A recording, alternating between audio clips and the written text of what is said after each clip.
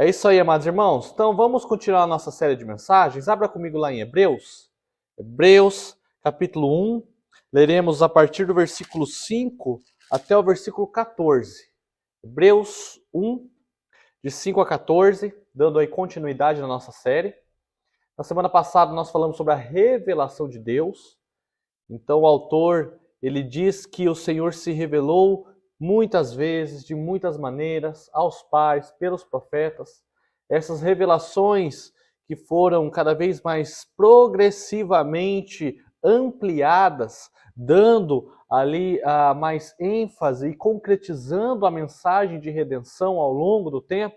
Nós vimos que na figura do Filho, ele torna-se o auge dessa revelação. É inclusive a segunda parte que nós tivemos da mensagem. Primeiro, que Deus falou. Deus veio até o homem, Deus procurou o homem, Deus mostrou seus atributos, seus mandamentos, a sua vontade.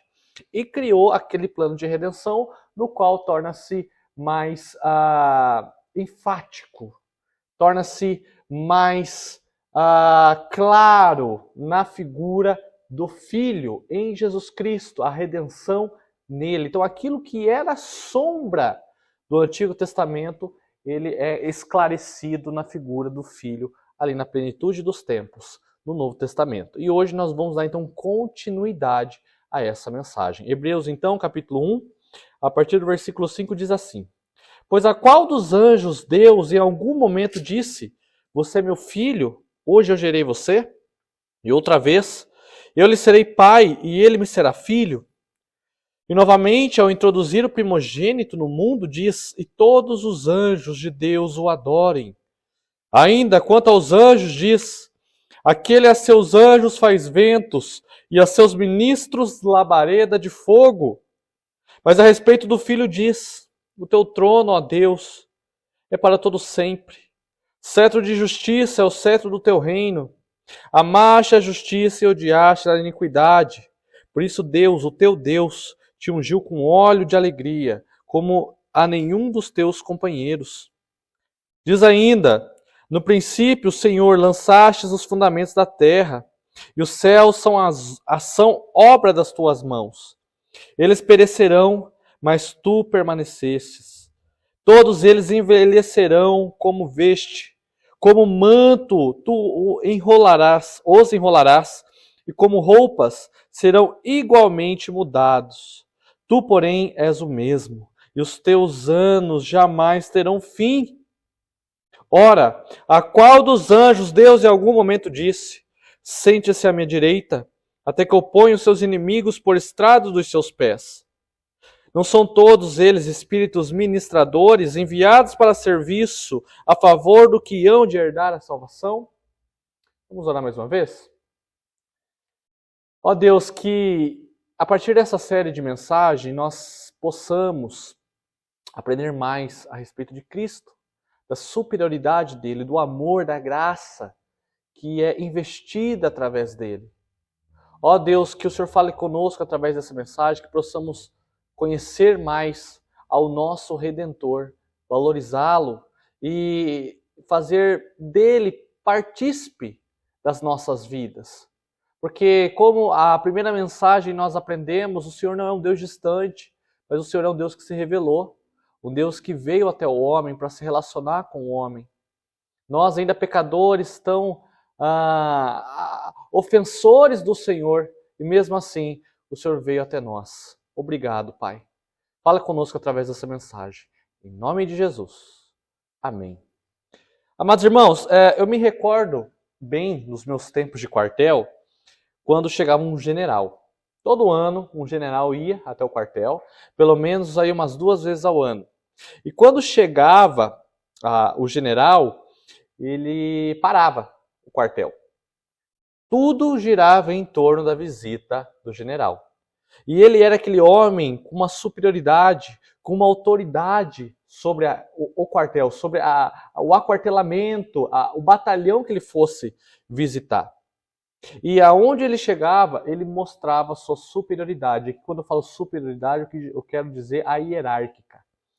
E sobre esse mesmo modo e de uma superioridade, de uma autoridade que chega e que para tudo e que muda e que transforma rotinas e vidas, eu quero falar sobre a superioridade e a autoridade de Cristo. Hoje começando sobre a superioridade dele frente aos anjos. Na última mensagem, então, nós aprendemos sobre a revelação de Deus. A intenção do nosso Criador em revelar o seu ser, seus atributos, os seus mandamentos e, principalmente, na revelação, mostrar que ele veio para se relacionar com o homem. E por isso até, inclusive, fez alianças com ele. Ele não precisava, mas ele fez alianças. O autor apresentou a maior de todas as revelações, Cristo, o clímax, a mensagem de vida eterna e da obra necessária para a salvação. Então, se no Antigo Testamento apresenta-o como lampejos, sombras, no Novo Testamento nós temos a realidade clara do Filho. Onde está, assim pergunto, onde está Cristo em relação a tudo que foi criado? Qual é o lugar de Jesus frente a toda a criação? Hoje nós vamos começar dizendo que ele é superior a seres celestiais, aos anjos. É isso que, inclusive, é o próprio propósito da carta, mostrar Cristo como superior a muitas coisas. Ao sacerdócio, a Moisés, ao tabernáculo e hoje aos anjos. Mas, você pode concordar comigo que Cristo é superior aos anjos. Mas será que, para você, lá no seu coração, Jesus é o maior superior na sua vida?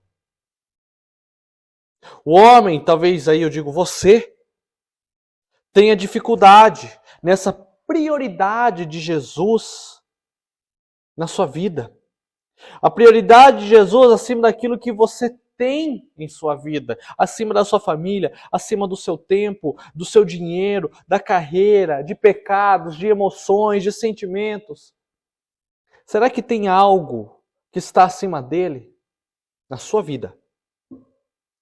Será que há algum ídolo a ser derrubado em você para que Cristo reine de verdade na sua vida? De nada adianta você aprender sobre a superioridade de Cristo frente aos anjos na mensagem de hoje, se ele não for o superior em tudo na sua vida. Se ele for apenas um coadjuvante, um segundo lugar, ele não é o seu Cristo. Pois aquele a qual deu a sua vida por nós não tem outro lugar que não seja o primeiro, que não seja a prioridade, que não seja o superior. Então, para entrarmos na mensagem e entendermos o que o autor aos Hebreus está falando a respeito de Jesus e os anjos, eu preciso perguntar para todos aqui, onde está Cristo na sua vida? Onde está Cristo na sua vida? Eu quero mostrar nessa manhã que Cristo é superior sim aos anjos. E deve ser alguém também superior na sua vida. Quero falar dos anjos primeiramente, porque concorda comigo que não tem como eu discorrer, falar que Jesus é superior que eles, se nós não sabemos quem são os anjos.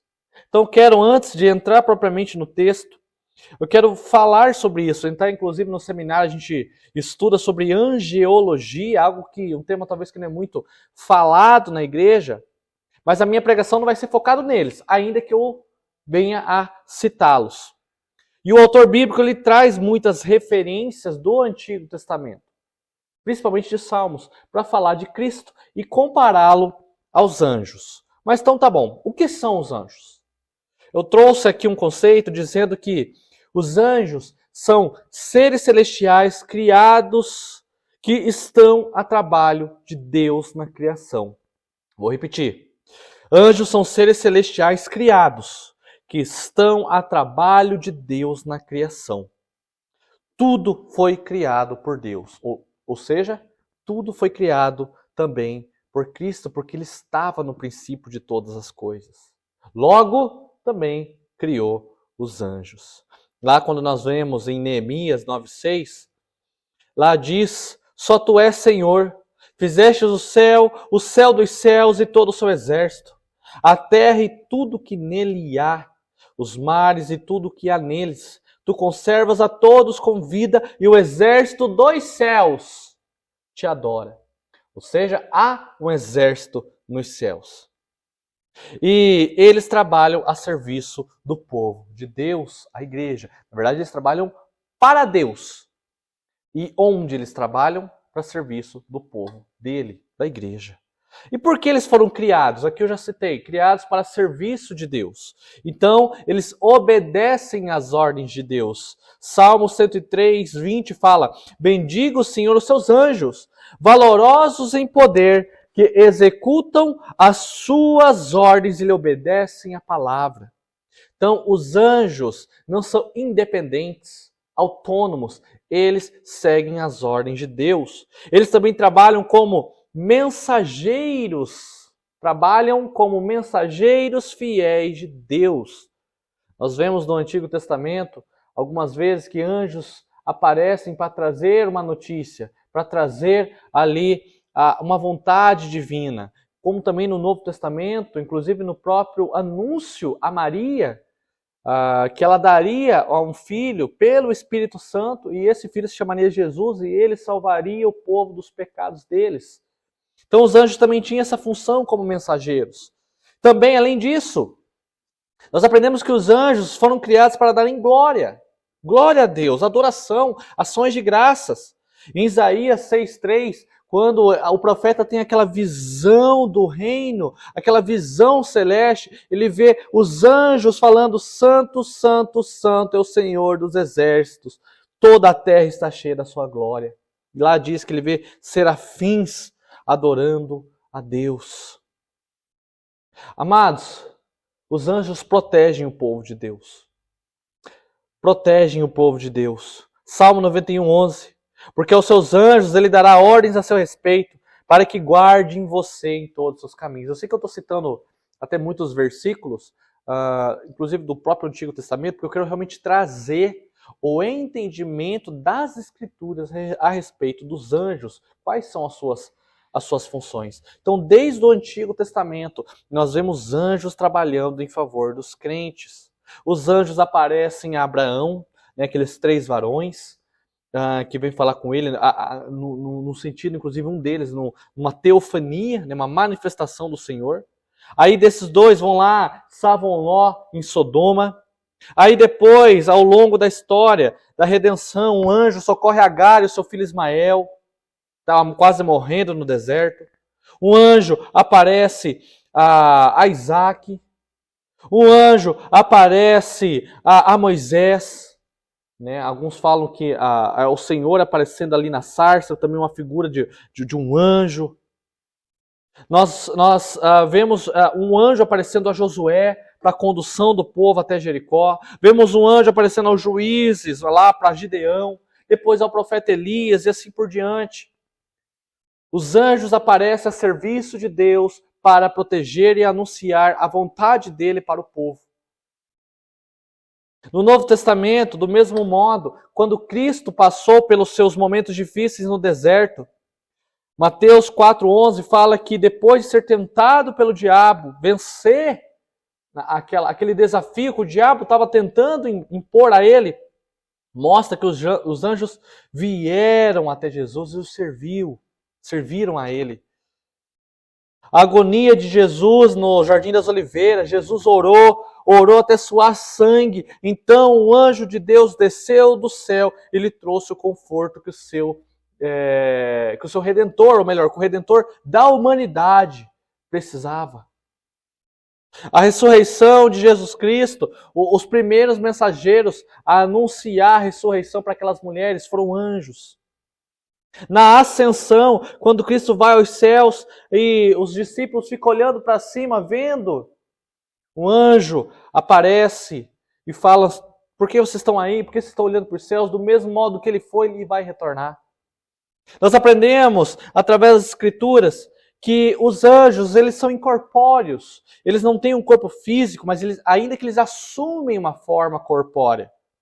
Eles se manifestem em teofanias, como vimos no Antigo Testamento. Algumas formas vistas por homens, a gente vê, né, ao longo da Bíblia, algumas descrições de anjos que a gente não é aquela beleza igual nós vemos aí em igrejas, talvez, em imagens, por aí. A descrição bíblica, inclusive, mostra algo até um pouco assustador, né?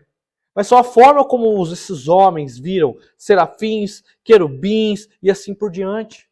São seres, amados, imortais. Os anjos não estão sujeitos à dissolução, eles nunca morrem. A mortalidade ou imortalidade dos anjos se deriva de Deus e depende da sua vontade. Os anjos são isentos da morte. Eles também não se reproduzem. As Escrituras, em parte, em parte alguma ensina que os anjos são seres assexuados. Mas quando nós vemos ali até mesmo Cristo falando a respeito deles, ou melhor, Cristo falando a respeito dos tempos celestiais, né, quando a pessoa morre, depois ali na ressurreição, ele diz que nem se casam, nem se dão a casamento, mas são como os anjos do céu. Ou seja, estão fazendo ali uma comparação.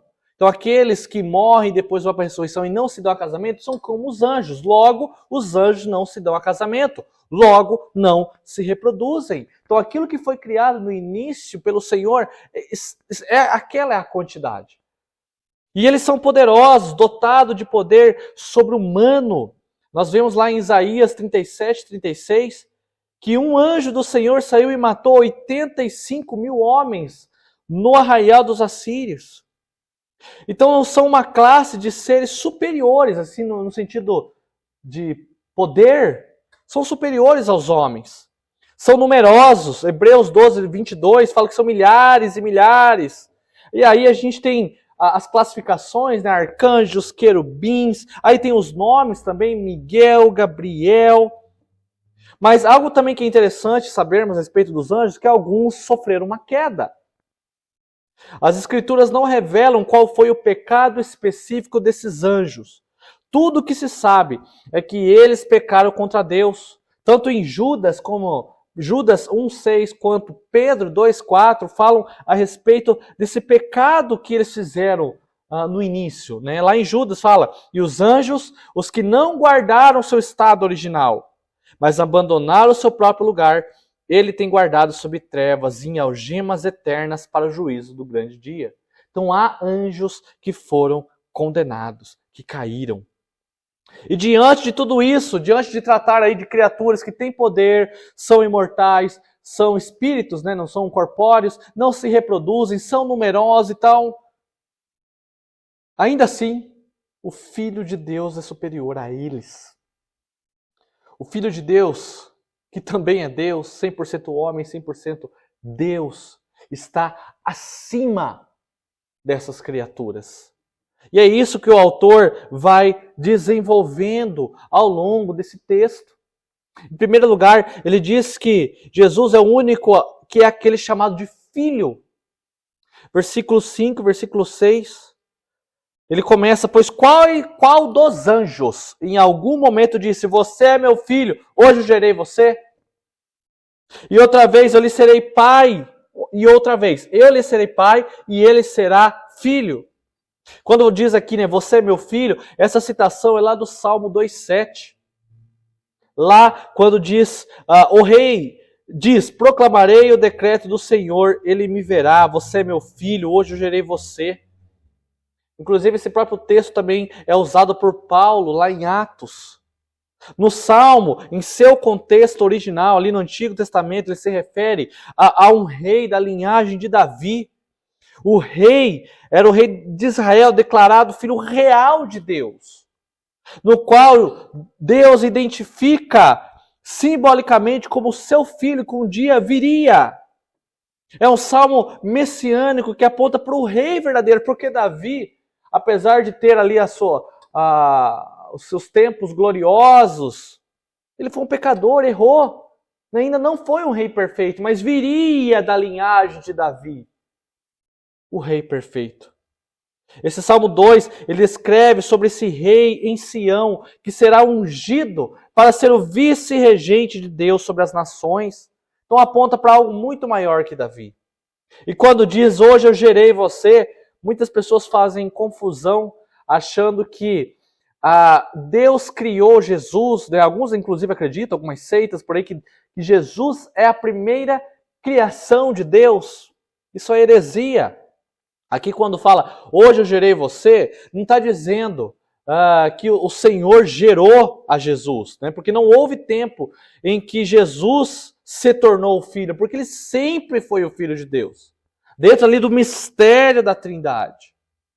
Gerei aqui, ele está indicando justamente aquele significado do texto original, do Antigo Testamento, que ele gerou um rei ungido para reinar em lugar de Deus, para reinar da linhagem de Davi.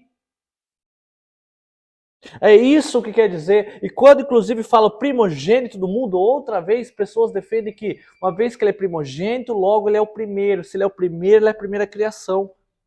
Aqui quando indica primogênito do mundo, ele não significa o primeiro a nascer.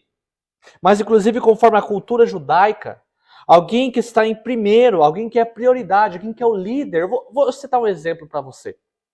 Lá quando nós vamos para Gênesis, Esaú, né, vende a sua primogenitura a Jacó, ali por aquelas lentilhas, um prato de lentilhas. Aí a gente fica se perguntando, tá, mas como assim? Jacó, então vende, né, Jacó oferece ele as lentilhas, Esaú vende aquilo, mas como é que é? A partir então daquele momento, Jacó é considerado como aquele que nasceu antes? Não. O primogênito ele teria alguns direitos, alguns privilégios que os próximos filhos não têm. Por exemplo, como liderar a família. Quando o pai morre, ele é o líder, ele é o cabeça do clã. E também outras questões de herança, né? Alguns privilégios que o primeiro filho tinha.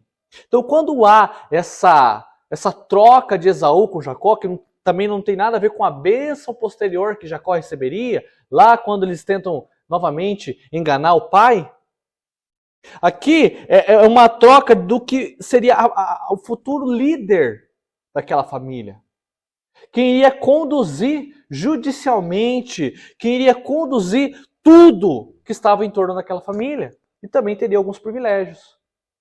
Então o primogênito na ideia judaica dá a entender aquele que tem prioridade, aquele que está acima, aquele que é o líder.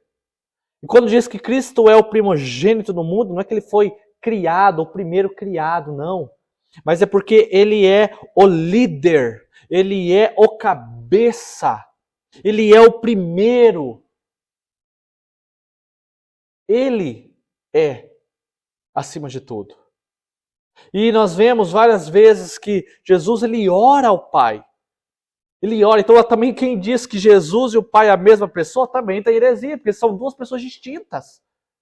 Ainda que estejam dentro daquele mistério da Trindade. Então, o que eu quero trazer para a igreja aqui, quem morreu por você não foi qualquer um, mas foi o Filho de Deus. Nele era suficiente para te salvar. Nele era e é suficiente para te salvar. Até uma vez eu vi uma pergunta de uma pessoa dizendo, Deus não poderia mandar anjo?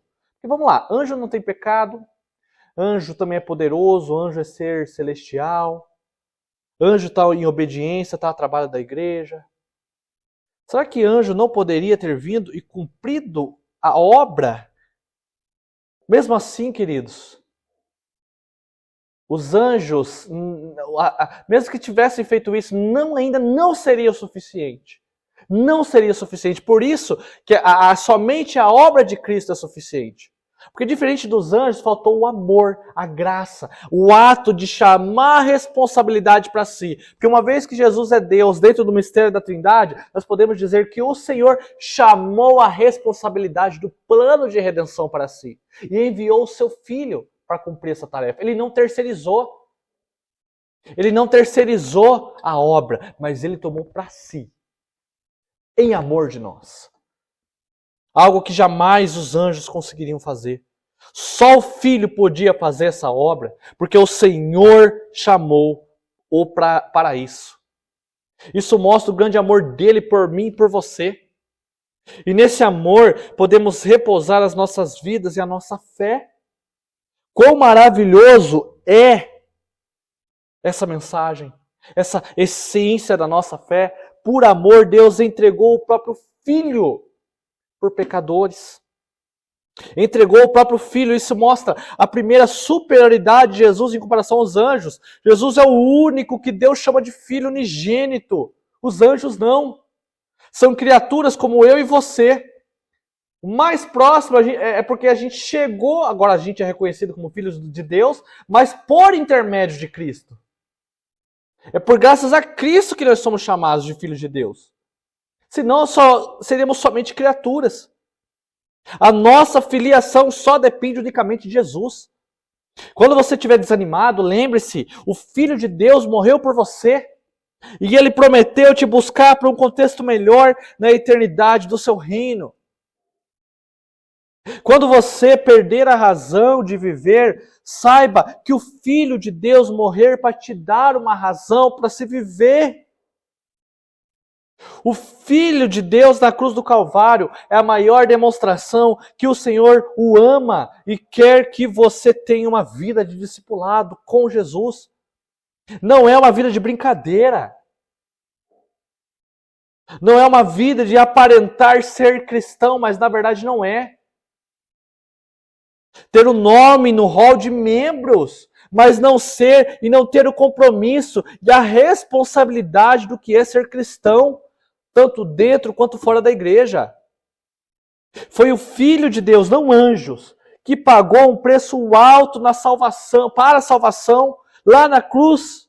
Então, se o Senhor levou tão a sério o plano de redenção, você precisa levar a sério a sua vida cristã, o seu discipulado.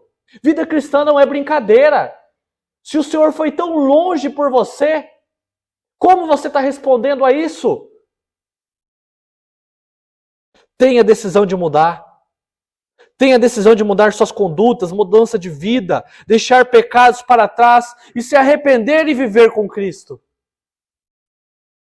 C.S. Lewis uma vez disse que o Filho de Deus tornou-se homem para possibilitar que homens se tornem filhos de Deus.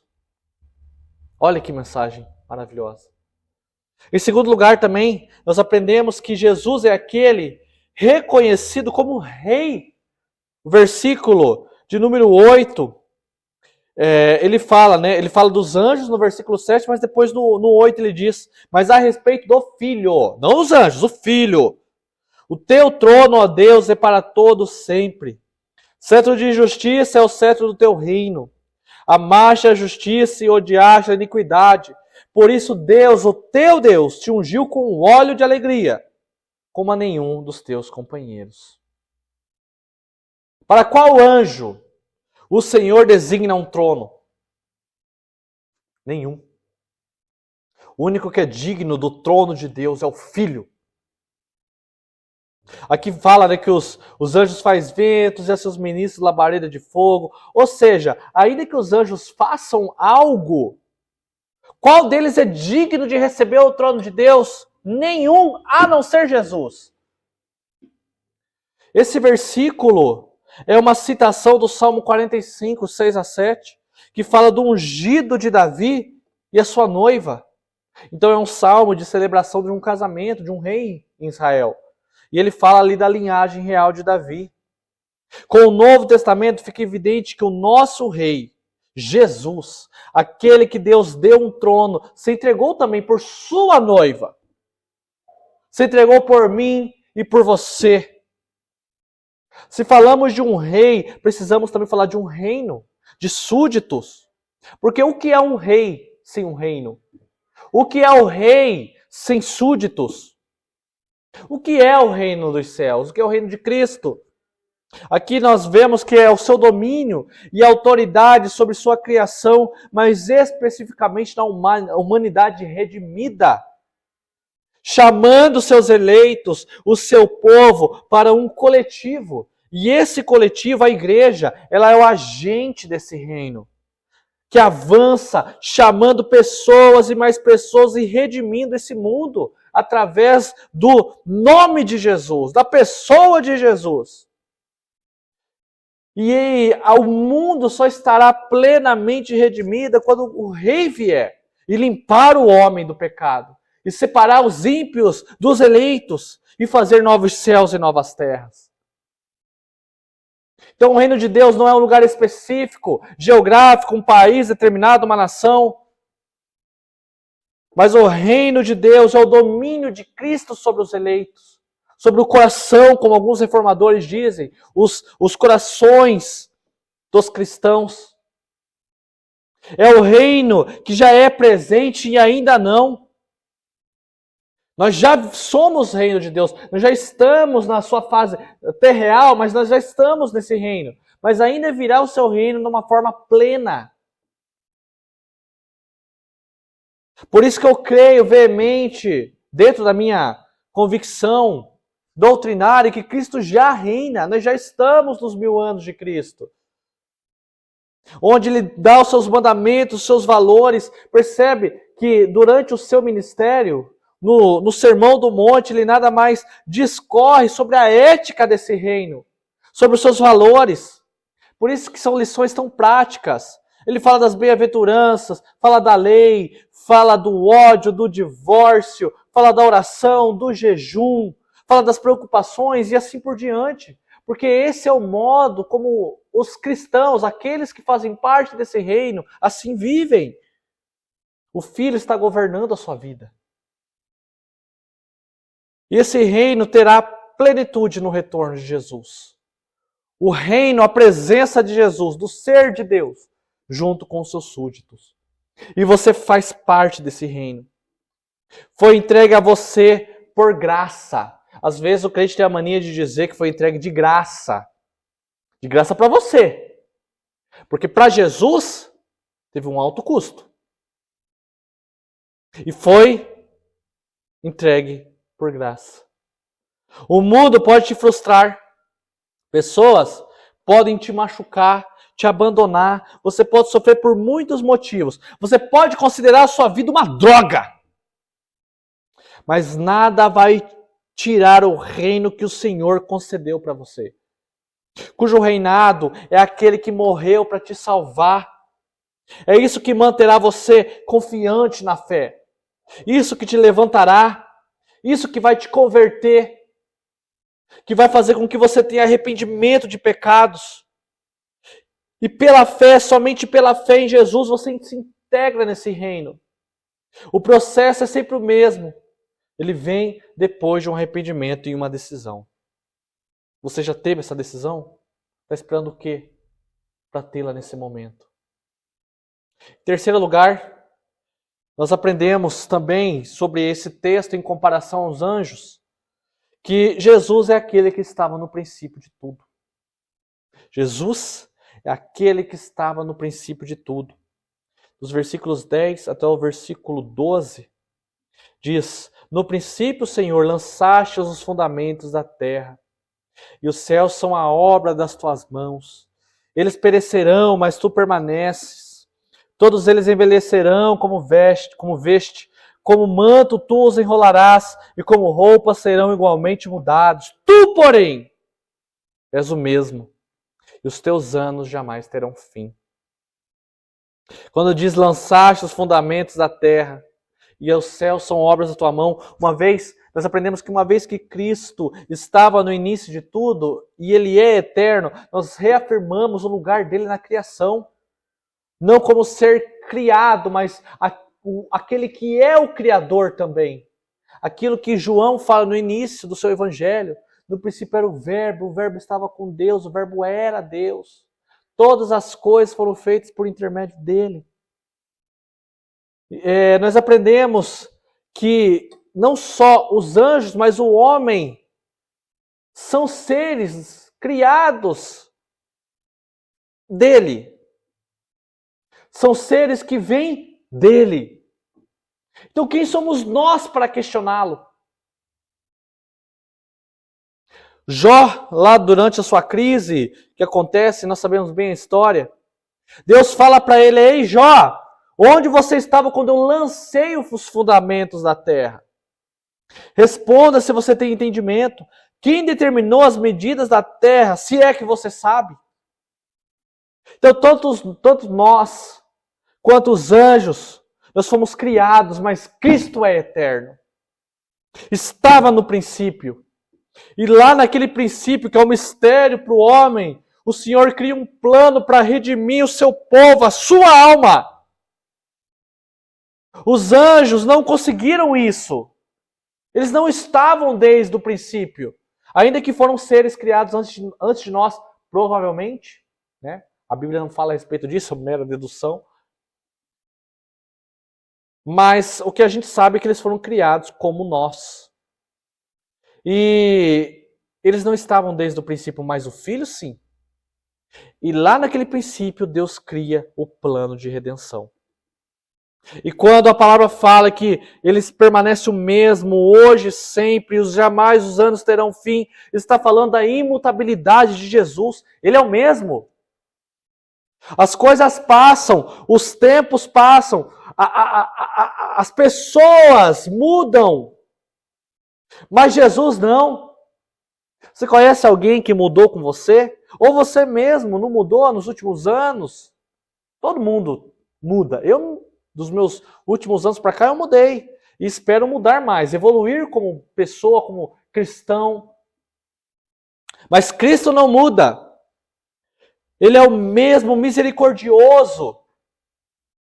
Sabe aquele Cristo que teve misericórdia daquela mulher que tinha hemorragia? Da filha de Jairo? Aquele mesmo Cristo que chorou no funeral de Lázaro, cheio de compaixão.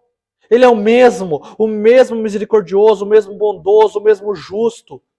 E ele permanece hoje em nossa história, em nossas vidas. Todos os dias, ele profere misericórdia, bondade e justiça sobre nós. Essas verdades cristãs precisam estar latentes em nossas mentes, para que consigamos olhar para Jesus e ver o seu lugar em nossas vidas. E vê-lo como não vê-lo somente como ele me salvou, não. Mas vê-lo como ele é o Filho que estava desde o princípio de tudo, criou tudo, ele é rei. Ele é soberano, superior. Se encarnou e morreu naquela cruz por mim. Esse Filho é a base da minha fé todos os dias. É nele que eu tenho esperança, nele que eu quero continuar, nele que eu creio na minha restauração, nele que eu creio na restauração da minha família, nele é que vem a minha salvação. Lembre-se que os destinatários de Hebreus estavam em crise de fé, pensando em retornar ao judaísmo, ou misturar o judaísmo com o cristianismo. Eles precisam saber que Cristo é superior. E por último, Cristo é aquele que tem a maior autoridade. Versículo 13 e versículo 14. O autor fala: qual dos anjos Deus disse: senta-se à minha direita, até que eu ponha os seus inimigos por estrada dos seus pés? Quando fala pôr os inimigos na estrada dos pés, fala sobre a autoridade de Jesus frente a todos os seus opositores. Qual dos anjos recebe toda essa autoridade? Cristo mesmo fala: toda a autoridade me foi dada nos céus e na terra, lá na grande comissão. E Jesus, as palavras de Jesus são originais, são coerentes, apropriadas, reveladoras, divina. Deus o chama de filho. Tem autoridade maior que essa?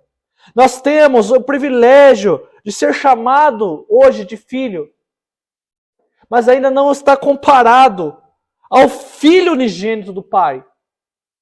E Cristo, esse Filho, ele defende e protege a sua igreja. A autoridade de Jesus nos traz completa libertação, restauração com Deus, perdão dos nossos pecados, porque ele tem autoridade para perdoar pecados. Nada menos que uma vida abundante nele, a inclusão numa intimidade com Deus. Por isso, como aplicação para a igreja, isso é segurança para a nossa salvação. Aquele que morreu por nós não é um anjo, mas é o Filho de Deus, é rei com autoridade e estava no princípio de tudo. Cristo foi à cruz para que um reino fosse dado a nós. Isso nos dá incentivo para viver, uma vez que Cristo concedeu promessas para nós. E Ele, não anjos, que receberemos as nossas promessas. É nele. É nele que nós somos incentivados a continuar em meio às tribulações. E também nós somos lembrados do nosso chamado missionário.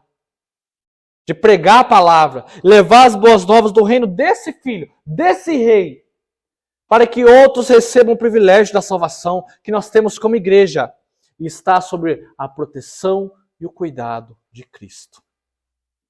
Olha como o nosso Senhor Jesus está acima de nós. Olha como o nosso Senhor Jesus está acima dos anjos, está acima de tudo. É isso que nós vamos aprendendo ao longo da carta aos Hebreus. A gente não precisa retroceder. Não precisamos ter crises de fé. Mas se tivermos, que possamos olhar para Cristo e lembrar, Ele é o Filho de Deus e Ele morreu por mim. Não tem segurança maior que isso para minha alma. Que Deus nos abençoe e possamos ser edificados e consolados ao longo da semana por essa mensagem. Amém.